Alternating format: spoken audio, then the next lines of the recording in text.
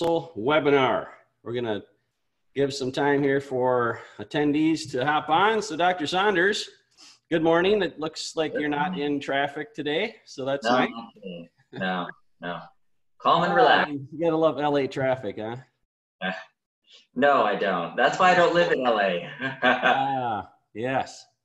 All right. So as people are hopping on here, my name is Joe Barton, and with me is Dr. Scott Saunders. And today we're going to be talking about keto, the ketogenic diet, and diabetes. So this is a hot topic that's been trending upward for the last year to 2 years, I would say. And before we get started, I just want to give a quick disclaimer that this information is being made available, and I'm out of breath because I was running up the stairs preparing last second here. All right, this content on our webinar is made available for informational and educational purposes only and is not intended to be a substitute for professional medical advice, diagnosis, or treatment. Always seek the advice of your physician or other qualified health provider with any questions you may have regarding your medical conditions. All right, so. You know why we have to say that? Why is that? Well, because the things that we talk about are generally applicable, but each person might have a different situation to which they need a specific help in applying that information to their case. Yeah. So people who just start fasting because they quit eating and they're injecting insulin and they get low blood sugar and then they have worse problems because they listen to that advice. So yeah. So it's important that you apply each thing that you learn specifically to you. Yeah, for sure. Yeah, that's good. All right. Well, we've got a record number of attendees joining us today, which is great to see. We had over 300 registrations, and so we're excited that the diabetes reversal webinar is gaining some momentum. And Dr. Saunders, you've been getting some feedback from people you haven't seen or heard from in years saying they've been watching us. Yeah, people who are old friends of mine that I haven't talked to in a long time. One of them sent me a message on Facebook and said, "Oh, I heard your webinar. It was great, and I learned something. And I learned that I was doing the intermittent fasting wrong, and now I've switched, and it's working much better. I've already lost 3 pounds in only 4 days." So yeah, she was really happy. Yeah, for sure. Well, good. So a little bit about why we're doing this, or why we really want to make an impact with people. We have information that is helpful to people. It helps them to just to live their best life, to have better energy, to lose weight, to have clear brain function, and all of that goes with that. So diabetes and prediabetes and metabolic diseases are one of the leading causes of death and disease in our country. And it is mainly because of the foods that we've been eating for the last however many years, our whole lives really. High carbohydrates, low fats. And so today we're going to talk about the ketogenic diet specifically.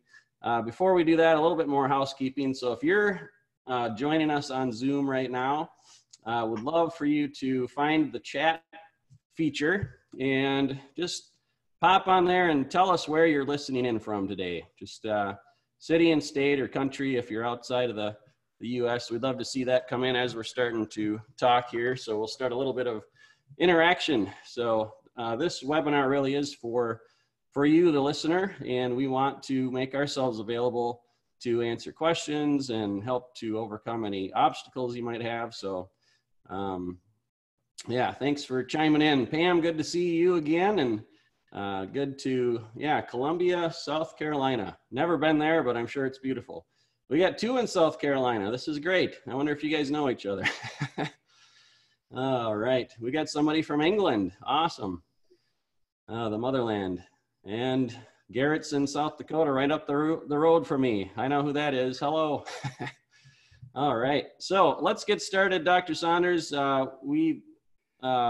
Anytime listeners, if you have a question, just go ahead and put it in.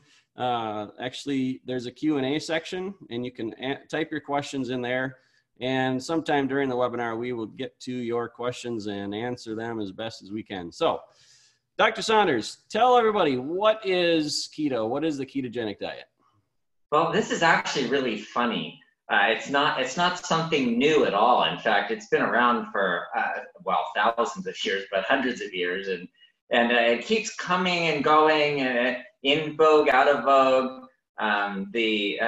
Most recently, it was the Atkins diet, and there was a big hoopla in the 1970s, 80s, 90s about Atkins, and Dr. Atkins proposed that people are better off eating fats and burning fats. And he wrote a book and showed pretty good reasons for that. So people were eating a high-fat diet, and the first 2 weeks of his program was the ketogenic phase, and that's where you cut out all carbohydrates so that you could start using fat for energy. A lot of the problems that happened from that were that people were eating, like they would wake up and they would have their bacon, sausage, and egg with cheese, omelet, and then coffee with coconut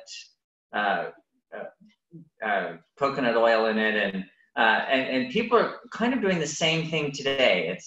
It's like the ketogenic diet is not new. This is something that's really old, and there's nothing wrong with it, but the purpose of the ketogenic diet is to burn fat. That's the idea. So normally we burn carbohydrates. That's our preferred energy source because it's a high octane fuel. It works really well. It's easy to get. It's easy for the mitochondria to use it to make it into energy. It's easy for the cells to use. It's carbohydrate is so good. Sugar is so simple and easy. You get a lot of energy from it. And it doesn't require a lot of enzymes to process it. Whereas fat is a little different. It has to be broken down differently and used in the mitochondria differently. You do get more energy per pound of fat, but it's still, there's more machinery that's required to do it. So the body prefers carbohydrates. So we like carbohydrates. We eat them. We eat sugar. We eat carbohydrates. We eat starch. We like that stuff. And it gives us quick energy. But the idea of the ketogenic diet is you're going off of the carbohydrates so that you start using fat for energy. Now, here's one thing that I want to say about this, and that is that most people, when they run out of sugar, will start burning fat. Most people do, but some people, because they have insulin resistance, the insulin is up. Insulin blocks you from using fat. It tells the fat cells, don't burn fat. And so if you run out of carbohydrates, what are you going to burn? Muscle. Muscle. Protein. And protein comes out of your muscles. You're going to start burning your protein. And so some people, when they're especially in a diabetes kind of situation, if they switch too fast onto ketogenic, they'll start burning muscle pretty easily. Very interesting. So you mentioned Dr. Atkins. I remember him from several years ago, and he was pretty much high protein, medium fat, low carb, or no carb, pretty much, right? The main. Yes. Yeah. Yeah. And keto is sort of different. It's still low carb, but it's high fat and medium protein. So I want to touch on what you were talking about. So that insulin resistance. So, okay, let's assume that most people that have type 2 diabetes are insulin resistant. I mean, that's pretty much why you get it, right? Why you get diabetes, because you're insulin resistant. So is that one of the reasons why we don't specifically teach keto in the diabetes solution kit, which I've got a copy of right here? We don't teach keto strictly in this. And can you talk a little bit more about that? What is the difference that we teach? Okay, so the difference is we actually use carbohydrates. And so the initial stages are not a completely wiping out your carbohydrates. You're actually eating some, 20 grams is not much. It's not enough for your body to live on in a whole day, but it gives a chance for you to reduce the insulin resistance, still have a little carbohydrates, and start burning fat on a more consistent basis instead of jumping right in and possibly, because of insulin resistance, start burning protein. Okay. So it's a little slower in getting into getting ketogenic, and actually ketogenic is good for you. There's nothing wrong with that by itself.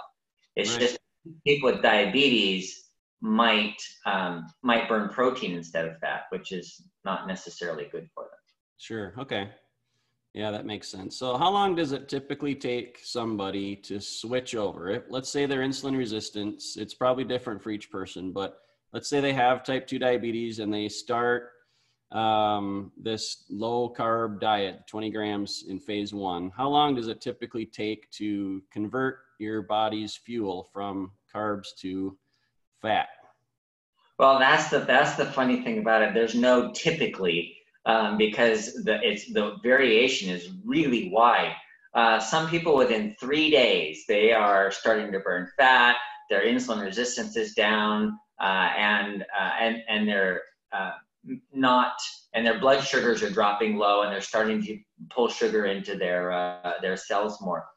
That's within 3 days. Some people, I've had people take 9 days on a more strict diet, less than 20-gram carbohydrates. But if you look at like marathon runners, so marathon runners typically carbo load. They're going to just pound the carbohydrates so that they can load up the glycogen in their cells, because they want that quick energy so that they can endure for long periods of time. And when Nike was putting on a 2-hour marathon, they were trying to actually get somebody to run a 2-hour marathon. They were looking at what's the best way to use energy in a marathon. They found what they wanted was 80% of their energy should come from fat and 20% from carbohydrates. So they changed from a sugar burning metabolism to fat burning metabolism, and those runners took about 2 weeks before they were able to burn fat efficiently and effectively. It was 2 weeks on essentially a ketogenic, very low carbohydrate diet. So it's highly variable. Okay. Yeah, good to know. All right. So one of the, I guess, myths or misnomers about keto is that you can go into ketoacidosis by not eating enough carbs, or, like that's something I think that you might hear from traditional medicine, where they warn people, like, be careful because you can get, ketoacidosis, which is really bad. But isn't that more related to type 1 and not so much a risk for someone with type 2, or what? Explain exactly. that. Okay. So ketoacidosis means your blood is acidic, and you have these ketone bodies, which are also acids, in the blood. And what it means is, in terms of type 1 diabetes, when you don't have enough insulin, you can't get sugar into the cells. So there's 2 things that are happening. One, your blood sugar is really high, like 500, 600 plus. It's like 800. I've seen way high blood sugars. And then at the same time, you're burning fat. So you have all this sugar and you're burning fat. And you're only burning fat because you don't have any insulin to get sugar into your cells to start burning the carbohydrates. So that's ketoacidosis, and that's a dangerous situation because it really is a lack of energy, and there's not enough insulin to get the energy into the cells. Now remember, type 2 diabetes is the opposite problem. It's completely opposite. You don't need to worry about ketoacidosis at all. In fact, ketoacidosis in terms of type 2 diabetes is a good thing. Remember, it's the opposite. When you have ketoacidosis in type 2 diabetes, what that means is you've switched from a sugar burning metabolism to a fat burning metabolism. And And that allows you to start using up all those stored calories of fat that you've had for so many years. And it decreases your insulin resistance over time. So all of the markers for type 2 diabetes improve with ketoacidosis, whereas type 1 diabetes, it's not good. Yeah, okay. Could you talk a little bit about measuring our blood, specifically blood glucose? I mean, most people with diabetes or blood sugar issues are probably measuring their blood sugars pretty regularly, but talk about ketone bodies as well and measuring those and whether you recommend that for people. Oh, good idea. Okay. So one of the ways to know if you're making ketones is to actually measure them. Now, there's those little glucometers that you can measure your blood glucose. Well, they also have ketone meters where you can measure your blood ketones. There's another way to do it. The way I've always done it is with the urine test. First thing in the morning, you pee on the little strip and it turns either pink to purple, depending on how much ketones you have. And people argue that the ketones are not always excreted in the urine, that you're using them for energy, and the blood is more a consistent measurement for how much ketones you actually have. And that's true. There's nothing that's actually right. However, knowing that you have ketones and what your general basic level of ketones are, the urine is a fine way of doing that. So overnight, everybody should be burning fat and making ketones. That should just be a normal process, whether you have diabetes or not. So in the morning on a ketone strip, you should have at least a little bit of ketones in the urine. The ideal during the phase 1 in our program is to increase those ketones to the moderate to high range, so that all of your energy or most of your energy is coming from fat. And that's a good sign that your insulin resistance has dropped down. So it takes a while to get there for some people. Some people, they're going, gosh, I'm measuring my ketones every day and they're not coming down. Well, you're probably burning proteins. So one of the recommendations if you're burning proteins is to start exercising, because exercise will tell your body to hold on to your proteins and allow and start the fat burning process faster. So some people, they're working side by side with somebody else and they're doing all the same things, eating all the same things.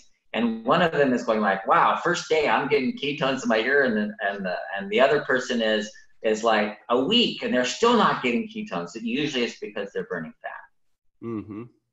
Yeah. All right. Well, so I want to talk about a quick special announcement we have for today's viewers and listeners. We have set up a coupon code in our store where you can save $10 off any of our supplements that Dr. Saunders has formulated. So if Kevin will probably pop up the screen here quick, or Leslie or whoever is behind the scenes, but we have a website called bartonwebinar.com. And if you go to bartonwebinar.com, you can find the registration link for this webinar, as well as any links that we might talk about in our call today, including where you can get a copy of the Diabetes Solution Kit that we've been talking about. There it is, bartonwebinar.com. Thank you. And so if you go to the site, or if you actually, so we sell 4 different types of supplements. If you want to go back on the camera here, so I can show these. So today we've got a special going. Synachroma is our top selling blood sugar supplement. And many of you may have heard about this. We're running a special today, $10 off any purchase over $20. And the coupon code is webinar10. So webinar 10 will save $10 off on Synachroma. We've got healthy gut support. And all right. Thank you. All right, so healthy gut support. This is our probiotic digestive enzyme blend that's really good. It's actually really important to have all these together because your gut, it's important to have your biome healthy basically as you're digesting foods, fats, proteins, and even those 20 grams of carbs that we let you have. And then turmeric, I haven't talked a whole lot about this, but many of you have heard of turmeric. This specifically is organic turmeric powder and turmeric root extract along with bioperine, or however you say that, black pepper, which is helps digestion by like 85 times or something like that. So we've got those, and then also Nervala is our neuropathy, nerve pain product that is really helping people. Actually, I have a friend at church who's been using this, and she in the past would have to get injections into her ankle because it was bone on bone, I believe. And she started taking Nervala, and she didn't need those injections anymore, which is like, wow, that was a nice benefit that I wasn't expecting. So anyways, our store should be linked from bartonwebinar.com, but if not, you can also go directly to gardenog.com. And that is where you're going to find the store for all of these supplements, and $10 off today with the coupon code webinar10. All right. So that's our little commercial plug. And I thank you all for staying with us today. We've got some good questions coming in here as well. And I think it'd be a good time to get one going here. So Alan asks us, all right, I'm having a bad problem with carbohydrate craving after eating my meal, which would be proteins and good carbs and vegetables. Is there anything I can eat to stop these cravings? Oh, you want me to answer that? Okay. So I have that issue too. I mean, I am, to me, a meal's not done unless I've had some kind of carbohydrate, especially like sweets are really good. And dessert, I don't know. I tried bread for a while, and yeah, that works too. So one of the things that I found are cold, crunchy things really work. So carrots or celery. And if you have them already cut up in your refrigerator, it works well. Otherwise, you're looking around, you look at the big celery stalk, it's too much work to cut it up. And but so if you have something like carrots or celery in the refrigerator already cut up, and you crunch on those, that's worked really well for me in the past, just having something. The other thing is I just put it off, like I wait for 10 or 15 minutes and it kind of goes away. And then I drink water. And that helps me too. It's not easy because I crave stuff after a meal. I do. I crave chocolate. So I found if I have like a just one small piece of dark chocolate, like 75% cacao or whatever, like just a little square, not like a whole candy bar, but just a square, doesn't have many carbs in it, kind of satisfies that craving. So maybe we could melt a little of that, dip some carrots in it, and then you have crunchy carrots and chocolate.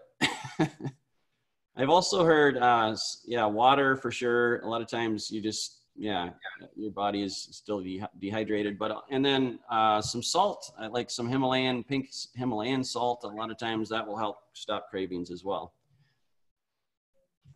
All right. Let's see. There was another question. Let me see if I can find it here. Where's the chat? There it is. Okay, I gotta scroll a little bit. Okay. All right. Sandra has a question. She says, I had my fasting insulin test and it was low. Does that mean I'm type 1 diabetic? Oh, no, it depends. The fasting insulin, that's a really good question, because if you're fasting, you should not be making insulin. And that's really important, because insulin is a very important hormone. You have to have it to get sugar into your cells. But when you're fasting, when you haven't eaten anything, you want that to be down to zero, close to zero as possible.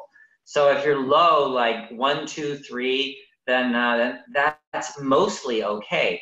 And so the way to know if you're like type 1 diabetic, if you don't have enough insulin, is it's best to do it's called a C-peptide level. The C-peptide is a part of the insulin that's not used, but it stays around for a long time. So instead of being like, the insulin will go up instantly and go down instantly, and so it's constantly in motion, whereas the C-peptide is more stable and gives you a general idea of how much insulin your pancreas is producing over a day. And that tells you whether you need insulin or not. Okay. Well, that sounds like good news for Sandra then. Her test came back low, and that's what we wanted for that insulin. So that's great. Good news.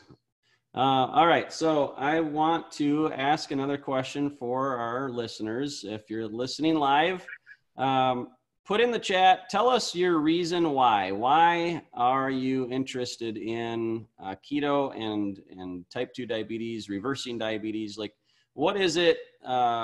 What's your biggest motivator for why you are looking to improve your health? And I'll share mine real quick. So last summer, I was playing basketball with my son in the backyard, and I had a new pair of shoes, and the shoes didn't support my feet very well. Being in my mid-40s, I think things start to break down a little bit. I'm just going to make that excuse on age. But anyways, I developed plantar fasciitis like right away after that. So the shoes just didn't support my arches, and started having a lot of pain in my heels and plantar fasciitis. So that plus that was a big reason for me to go low carb. And basically I did the ketogenic diet for 4 months. I started like the day after Thanksgiving. And I noticed within 2 or 3 days that my pain levels went like from, 90% diminished. So I had very little pain and stiffness, and my feet were way better. My brain fog was gone. My energy levels were better. I slept better. So there's just a lot of reasons why, like for me personally, like that I like to do low carb. I'm not saying I do it all the time, but when, I know that I can do that. I don't have diabetes, but it's healthy for everyone to eat low carb regardless, and you can feel the benefits. So I'd love to hear from other people. Type in the chat. Tell us, what is your reason why? It's important that you know that and share that with people too. So I don't know if I'm seeing any yet, but come on now. Let's get a little discussion going here. Also, if you have a question, feel free to type that in the Q&A box down below.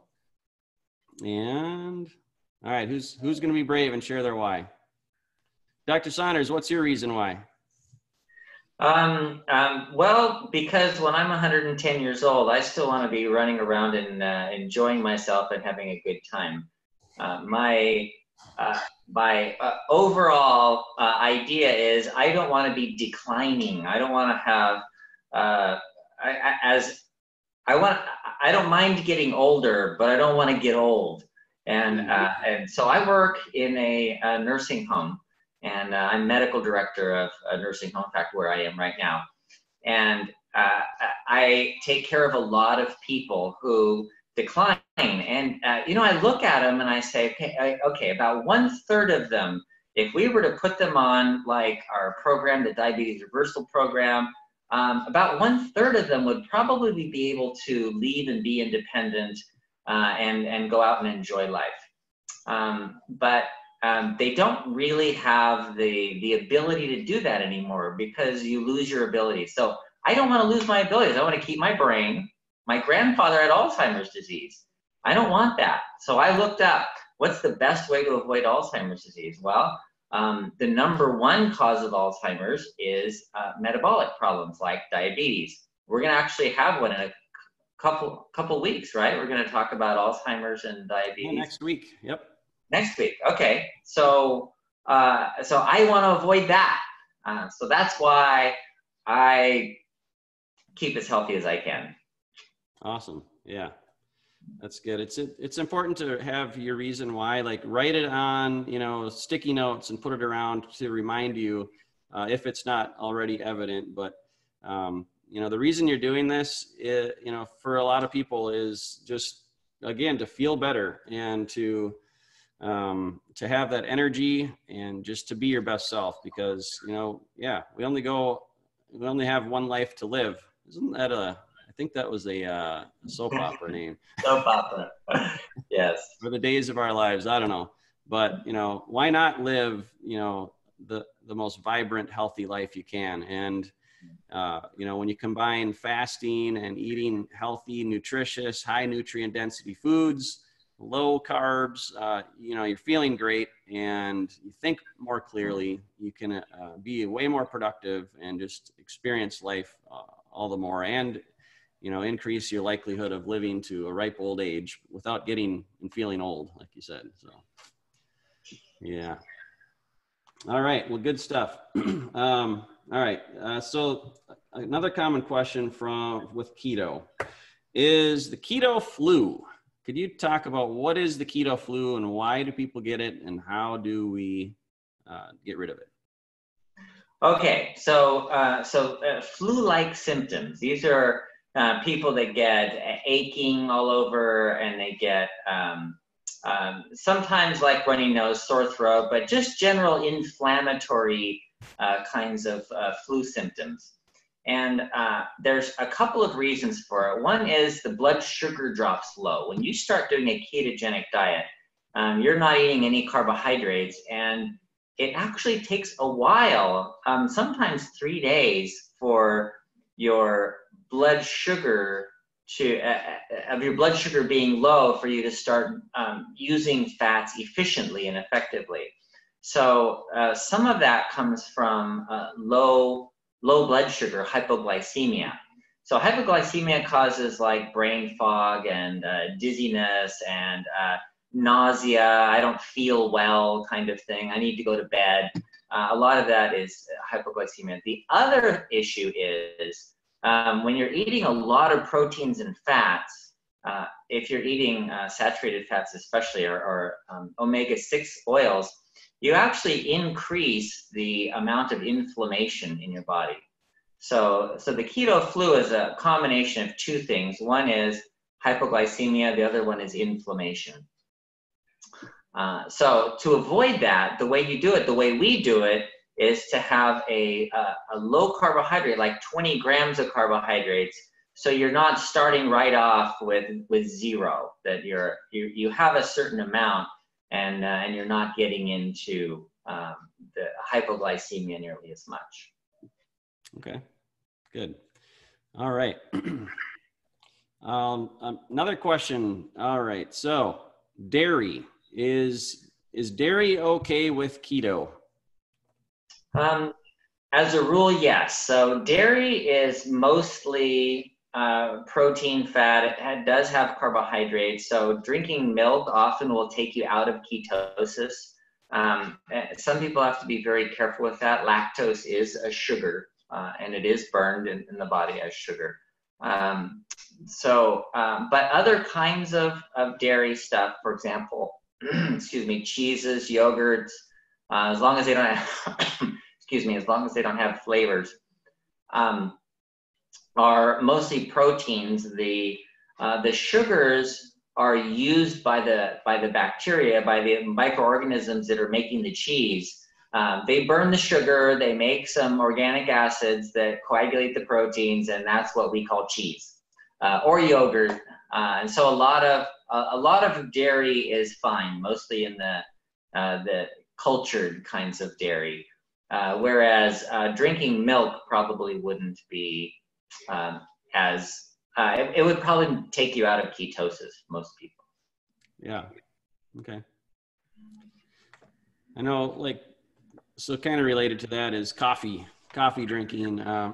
So in phase 1, 20 grams of sugar per day, like you could have a cup of coffee and go beyond 20 grams pretty easily if you're drinking a mocha, or even if you're using like you said, regular milk has a lot of sugar in it.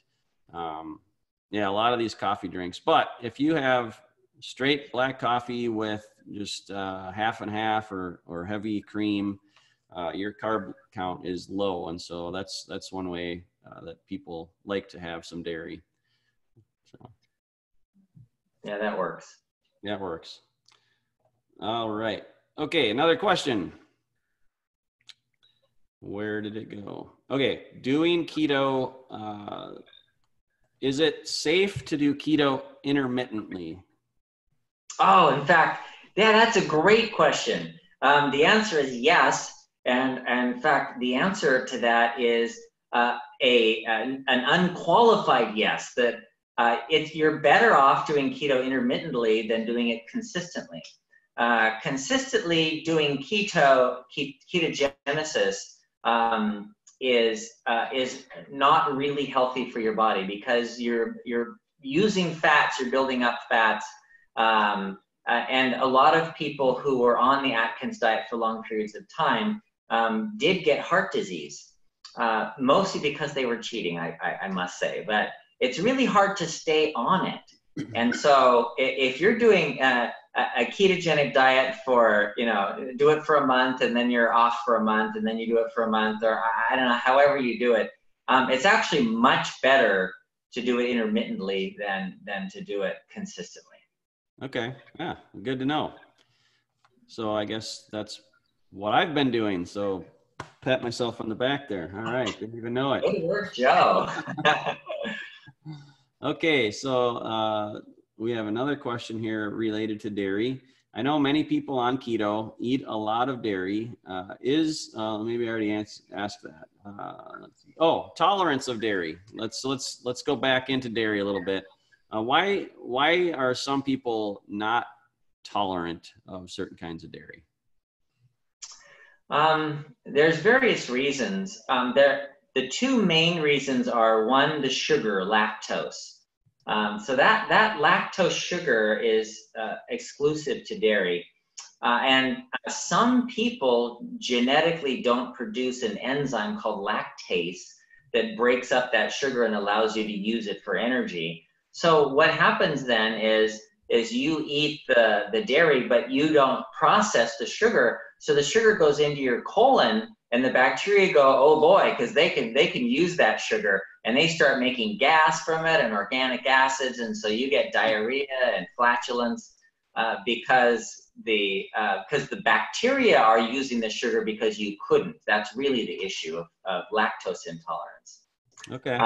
Then the second issue is the casein protein in dairy is not, it's not totally water soluble, and it's not denatured really easily by the acids. So it can go into the large intestine as a whole protein, and then the immune system can react to that. So it's common to have reactions, immune reactions to the proteins in milk. So for some people, it's a sugar problem. For other people, it's a protein problem. So if you don't tolerate milk, you kind of have to just test it out and go off milk for a period of time.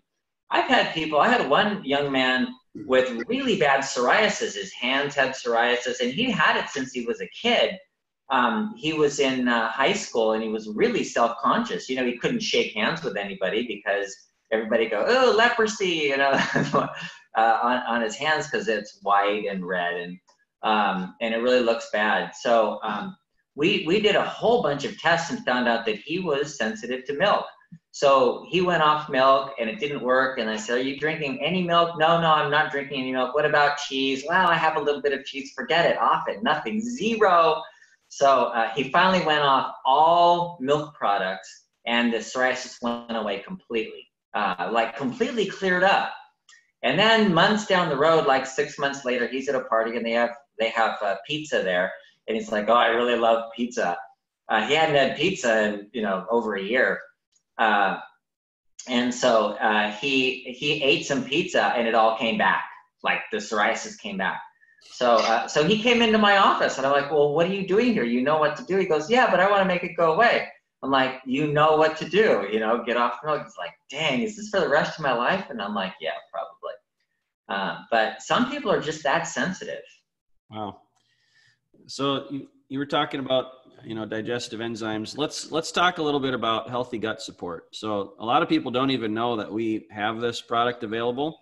This supports optimal intestinal well-being. As you can see, this is a 3-in-1 digestive supplement. It's got a prebiotic or prebiotics, probiotics, and digestive enzymes all in one.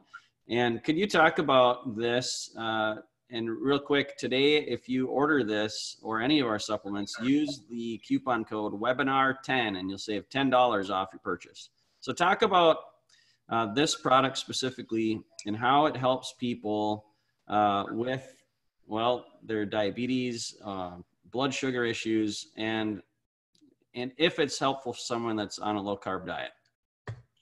Please. Okay, many people who have issues, their primary problem is from the bowels.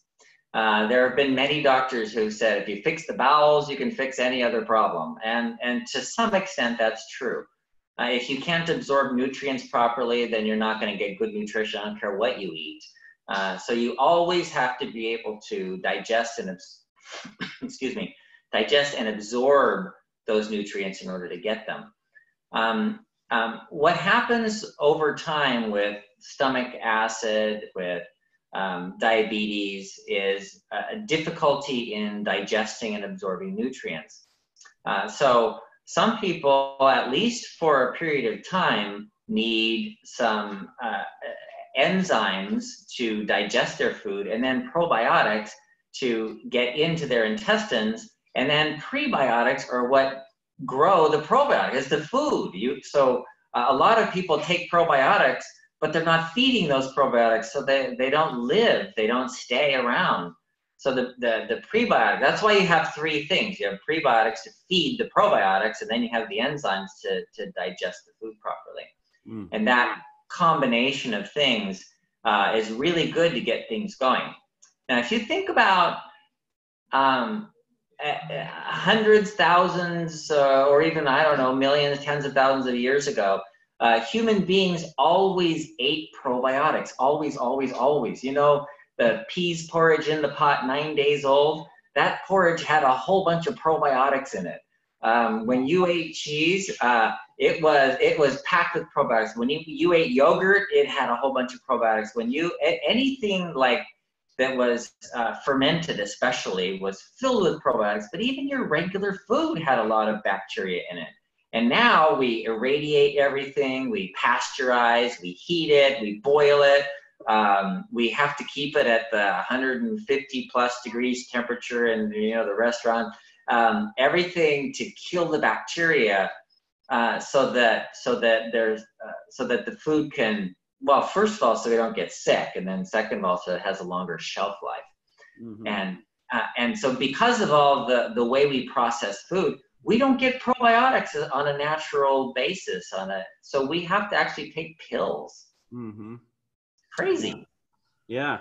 Well, talking about healthy gut support. So this product actually has a short shelf life. Like, it expires, our first batch, we couldn't do a lot. So this actually expires in March of 2020. So we only order, a lot less of these than we do of our other products, but because they're actually living organisms that are alive and that active biome, and something that happens, we've noticed with people that are taking this, a lot of times the first week or so, like, your gut is going through a transition period, and some people feel like, oh, this isn't helping me. It's making me more gassy or more whatever. But could you explain what's actually happening during that time? Yeah. So when you're first starting out with a probiotic, prebiotic, and digestive enzyme, you're digesting food you didn't use to digest, and your bacteria are turning over. And so if you think about it, when you travel, people get traveler's diarrhea, and they don't get traveler's diarrhea because there's bad bacteria in Mexico. They get diarrhea because there's different bacteria there. So the change in bacteria often causes us to have gut symptoms like gas and gurgling of our intestines, and even diarrhea can happen because the bacteria that we have are trying to kick the new bacteria out, say, hey, get out of here, we don't want you here. And so that process of changing over or adding in bacteria where they're a type of bacteria that wasn't there before often produces the symptoms of of change, which can even be diarrhea, but usually just gas and gurgling and more activity in the bowel, so to speak. Sure. Okay. All right. So let's get back to keto, but let's talk about synochroma and how this helps people that are doing low carb, carb restricted eating, because there's 6 ingredients in here. And I know that, I don't know which one it is, but this helps with carb craving. We had somebody ask earlier about carb cravings after a meal, but why does synochroma work in that regard? Synochroma has, because it helps you be more sensitive to your insulin, then you need less insulin. Insulin is one of those hormones that causes you to pull sugar into your cells, but it also, in your brain, it causes you to crave carbohydrates so that you eat more. So if you've ever felt like, gosh, the more cookies I eat, the more I want. And I told you I have this issue with carbohydrates, of craving carbohydrates. When I was in college, I would buy a pack of Oreos, and I would sit down all alone in the bedroom, and I would be reading my book, and I would eat 1 or 2 Oreos, and then the next thing I know, I'd look down, and there would be no more left in the pack. And I'm looking around going, who's eating all my Oreos? I only ate a couple of them. It's the, like, having some causes you to crave more. Well, the synochroma does just the opposite. Because it lowers the insulin, then you have less craving for especially carbohydrates and sweets. Okay. Yeah, good. And again, we're running a special today.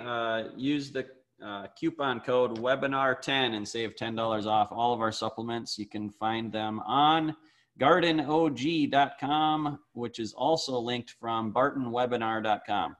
All right. So if you're joining us, if you're still with us, thank you for joining us. Love to have so many people with us today.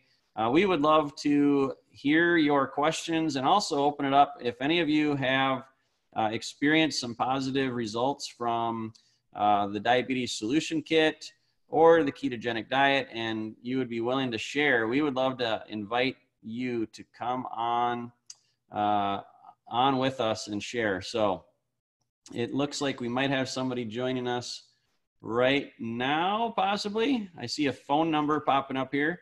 Kevin or Leslie, do you know what that's about?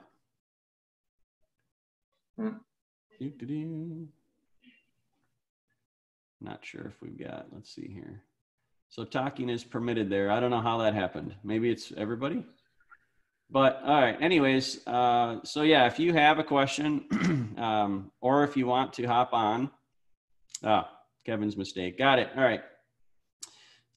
Yeah, please raise your hand, mention it in the chat. We'd love to have you join us either on audio or video and just share a question or a success story. People love to hear other people's success stories and how they're doing. And so as we wait for anyone that might want to do that, we have a question from Skip.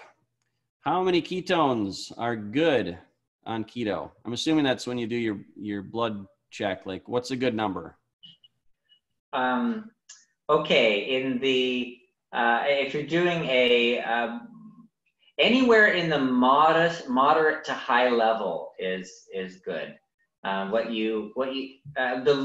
Any amount of ketones means you're burning fat, and that's a good thing. And here's the other thing about ketogenic, because ketones have been found to be useful for the body for various reasons. They actually help the brain.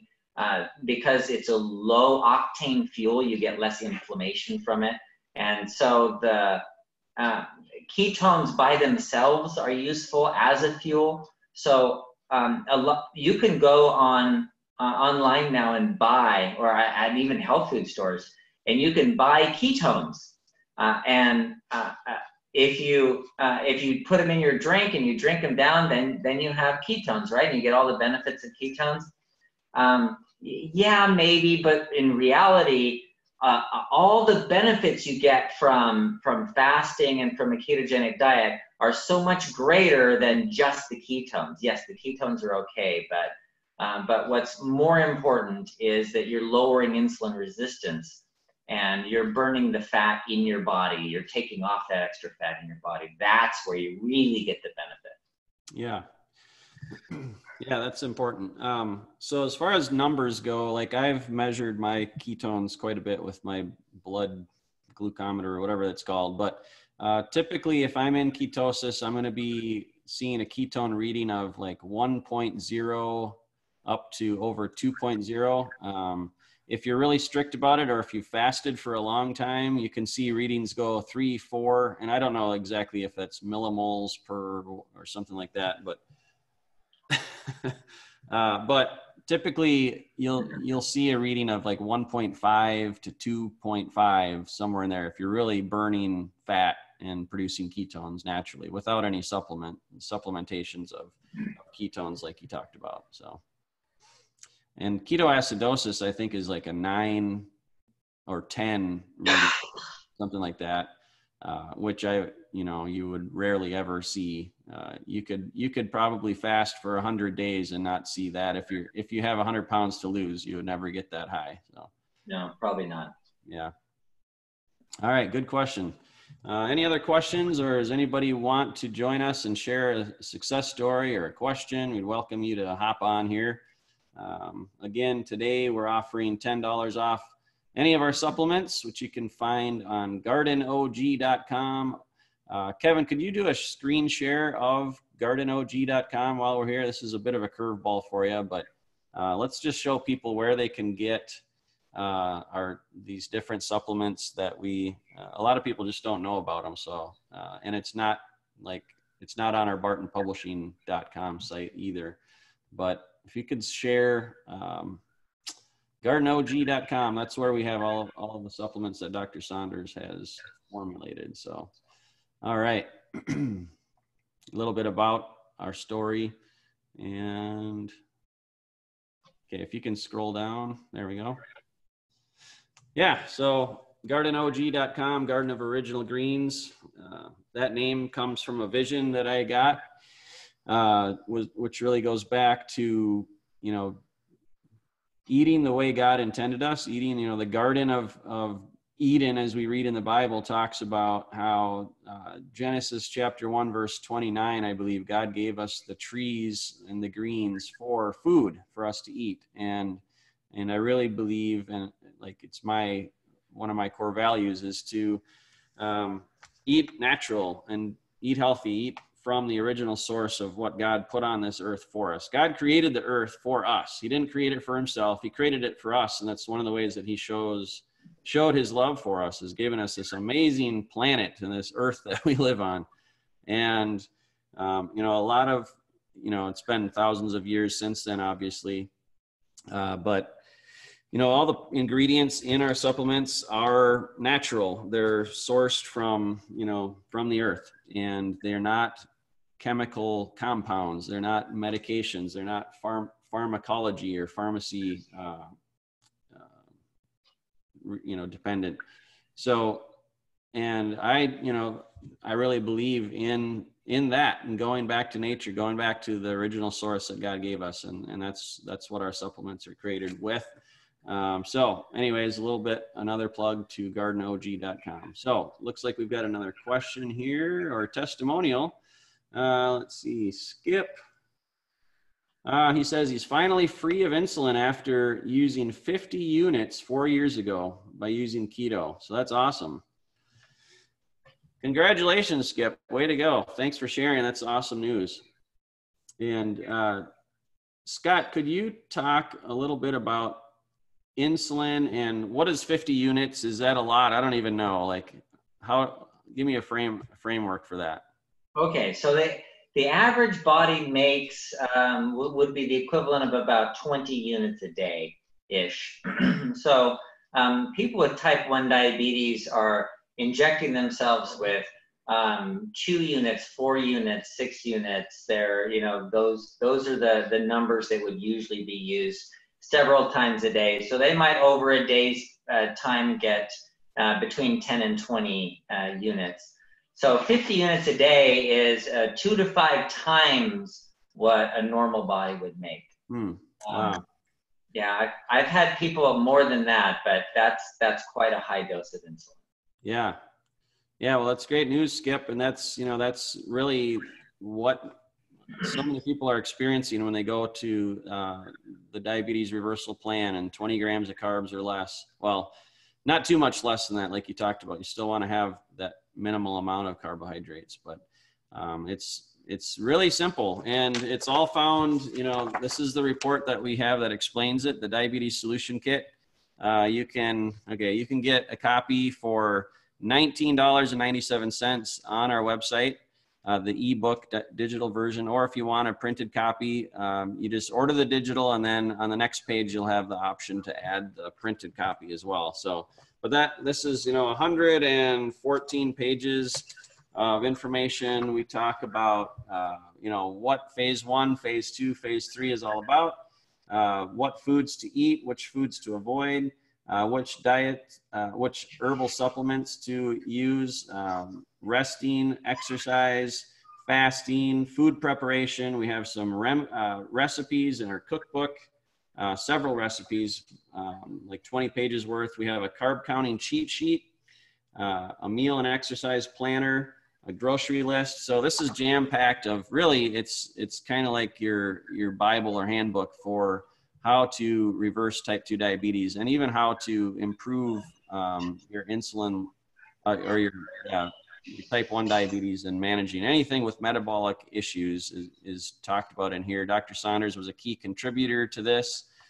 We talk about different diets: keto, the carnivore diet, the paleo diet, Mediterranean diet, and the different nuances in each of those. So if you haven't already gotten a copy of the Diabetes Solution Kit, do that, give it a read. All of our products come with a full 365-day money-back satisfaction guarantee as well. So that's something that we've had for over 10 years.